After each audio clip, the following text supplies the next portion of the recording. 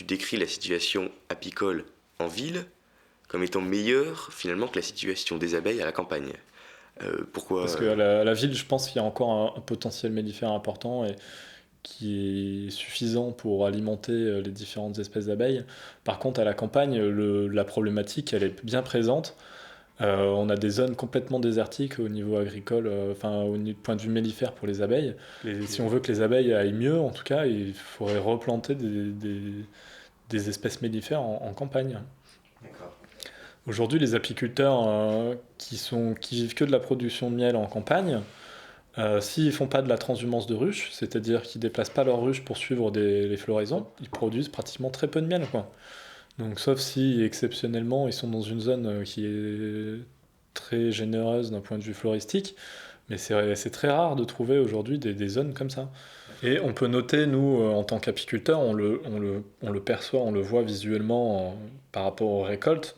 En milieu urbain, on a beaucoup plus de biodiversité et beaucoup plus d'abondance qu'à la campagne. On arrive à faire des productions 2 à 3 fois plus importantes en ville qu'à la campagne. Donc ça prouve qu'en ville, il y a beaucoup plus de fleurs qui s'échelonnent beaucoup plus tout au long de l'année qu'à la campagne.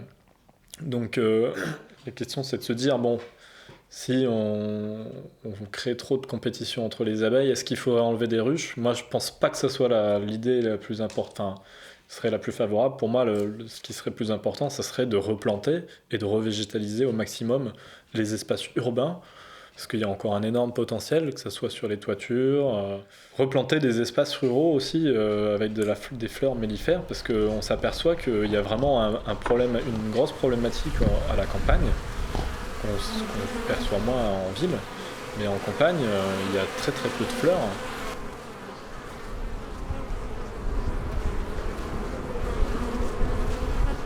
Une abeille qui est en train de naître là, tu vois. Tu vois ses antennes sortir là.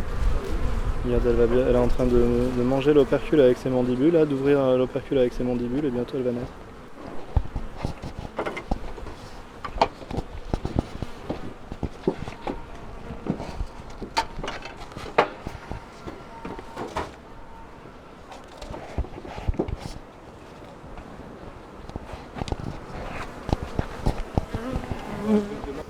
C'est vrai que quand ça se met à pondre les abeilles, c'est assez impressionnant. Des fois on croit qu'elles sont cuites, puis si c'est une bonne reine, ça peut repartir très très vite. Si les conditions sont favorables. C'est-à-dire quoi une bonne reine ? Une bonne reine, c'est une reine qui va pondre beaucoup d'abeilles. Donc une bonne reine, elle peut pondre jusqu'à 2000 œufs par jour.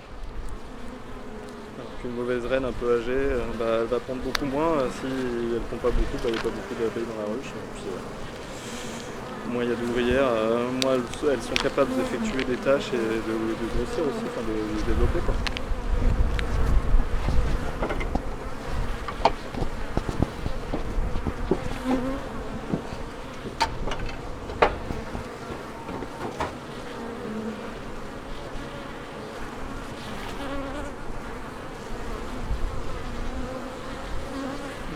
Et hop, on va les laisser tranquilles. C'est une belle ruche.